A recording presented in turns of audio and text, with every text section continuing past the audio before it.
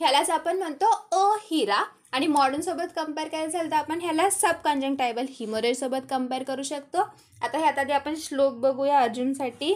ह्यात 4 वर्ड्स लक्षात ठेवायचे. शश रुधिर उपमस्तु बिंदुः.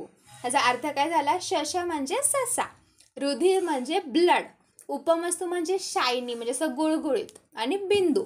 सो ह्यात कसं होतं, असं शशाच्या रक्ताप्रमाणे आपला जो शुक्ल भाग आहे त्याच्यात बिंदू फॉर्म होतो. ह्याचा आपण पूर्ण श्लोक बघूया.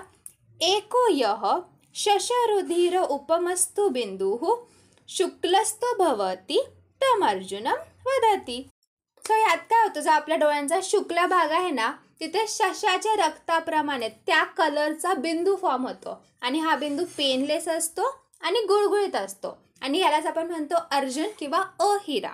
सो एको यः शशरुधिर उपमस्तु बिंदुः शुक्लस्तु भवति तम अर्जुनम वदन्ति. आता आपण म्हणतो की ब्लड कलेक्ट होत आहे, त्याच्यामुळे इथे दोष असणार रक्तदोष, आणि हे साध्य व्याधी आहे.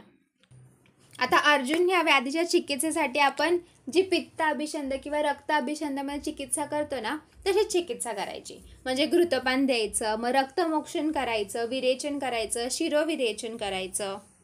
आता हे सोडून अजून काय करू शकतो आपण, स्त्री स्तन्य घ्यायचं, त्यात ऊसाचा रस ॲड करायचा, थोडं मध ॲड करायचं, मग त्यात साखर, सैंधव, दारू हरिद्रा, मग ज्येष्ठमध हे सगळं मिक्स करायचं, मग त्याला घोटून घ्यायचं नीट, आणि ह्याचा परिषेक, अंजन हे सगळं करायचं.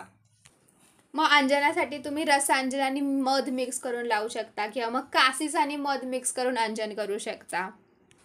मग ह्याला अभ्यंतर चिकित्सेसाठी आपण देतो त्रिफळा चूर्ण. हे मध आणि दुधातून घ्यायला सांगायचं आणि दिवसातून 1 वेळा सेवन करायला सांगायचं.